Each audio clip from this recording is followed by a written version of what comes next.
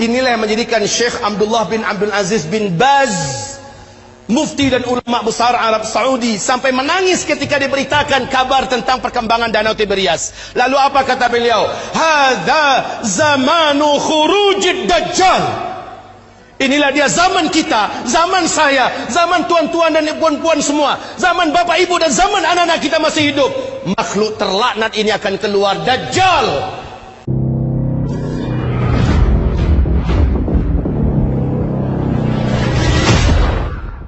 Dan Danau Tiberias apabila dia menyusut menandakan Dajjal akan keluar. Ini juga sudah kita saksikan.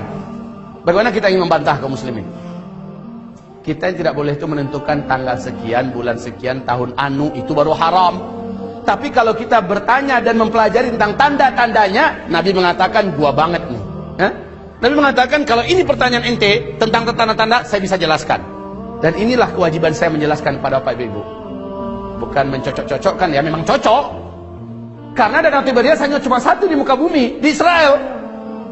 Yang dulunya adalah Syam juga. Baik kaum muslimin yang kami muliakan. Yang kedua, laki-laki yang terikat ini yang ternyata adalah Dajjal. Dia bertanya tentang Danau Tiberias. Lalu Tamim Ad-Dari berkata, apanya yang kau ingin tanyakan? Airnya, masih ada air nggak sekarang? Maka dijawab oleh Tamim, airnya banyak. Dan memang Danau Tiberias ini sejak terbentang bumi tidak pernah airnya susut. Airnya full maksimal. Lalu apa kata laki-laki yang terikat itu? Dajjal ini, nanti kalau airnya sudah menyusut, tinggal sedikit, saatnya saya akan mengelilingi seluruh dunia, saya akan masuk seluruh kota-kota, saya akan kuasai manusia. Untuk Bapak Ibu ketahui seluruhnya, sejak tahun 2003 terjadi penyusutan. Lalu 2004 pemerintah Israel secara resmi membuat garis merah.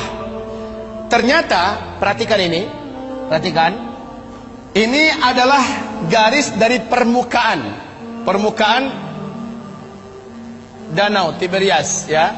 Ini dasarnya.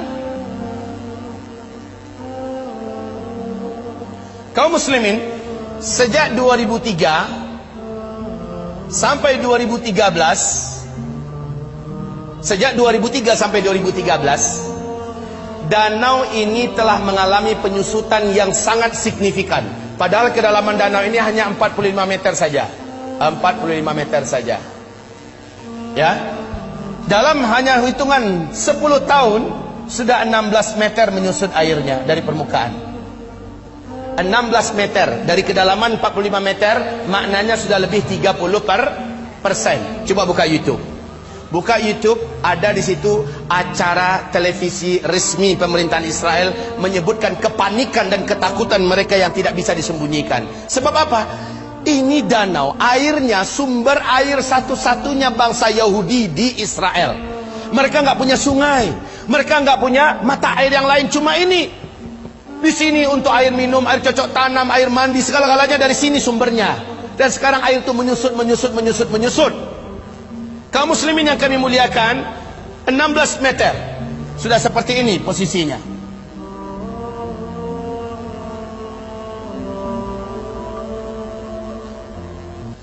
Tahun 2015 akhir 2015, bahagian yang paling menonjol dari danau ini sudah muncul seperti pulau-pulau kecil. Kelihatan seperti pulau-pulau kecil di atas permukaan danau.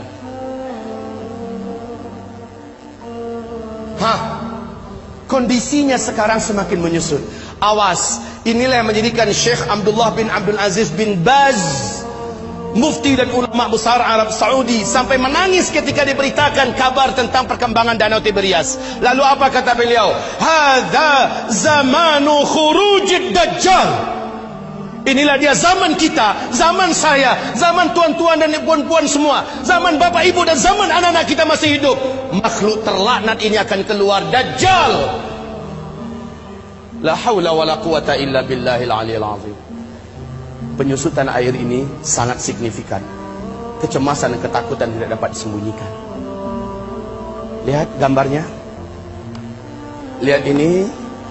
Dulu airnya masih tinggi. Ini kami benarkan untuk dicetak banyak. Silakan cetak banyak-banyak agar umat tahu. Ini dilihat dan hadisnya sangat jelas, fakta yang tidak dapat disembunyikan, nggak bisa ditutup-tutupi tentang saat dekatnya keluarnya Dajjal. Baik kaum muslimin yang kami muliakan, kita lanjutkan. Lihat kondisi-kondisi yang ada di situ. Ini tahun 2013, 2015 sudah semakin menyusut. Sudah semakin susut airnya. Sekarang negara-negara besar dunia sudah membuat simbol-simbol penyambutan kedatangan Dajjal. Seluruh negara-negara besar di dunia termasuk Arab Saudi. Lihat, Arab Saudi di Madinah, luar kota Madinah, sudah membangun istana kerajaan di satu bukit di luar kota Madinah. Lihat di sana. Dan kata Rasulullah, Dajjal nanti akan naik ketika dia tidak berhasil masuk Mekah, nggak berhasil masuk Madinah, dia naik ke atas salah satu bukit yang disebut dengan Bukit Qabisha atau Bukit Ba'gub, Bukit Garam. Para ulama sekarang dan orang-orang kota Madinah menyebutnya dengan Bukit Dajjal. Ternyata ketika Dajjal naik ke atas, dia menunjuk ke arah Masjid Nabawi. Dia berkata itu adalah istana putihnya si Ahmad. Itu adalah istana putihnya si Ahmad. Ini hadis Rasulullah. Dajjal naik ke atas bukit itu dan menunjuk ke Masjid Nabawi dan berkata itulah istana putihnya si Ahmad. Dalam keadaan geram, dia hantarkan kakinya 3 kali di atas bukit itu. Maka satu kota Madinah gempa. Akhirnya seluruh orang munafik keluar, orang-orang musyrik keluar dari Madinah dan bergabung dengan Dajjal. Itulah hari bersihnya Madinah dari kaum munafikin dan musyrikin. Kaum muslimin, istana putihnya Muhammad. Ketika Nabi melafazkan hadis itu, Masjid Nabawi macam apa bentuknya? Lantainya aja masih dari pasir. Tiang-tiangnya masih dari pohon kurma. Belum dikasih dinding. Lotengnya saja, atapnya saja masih dari pelepah kurma.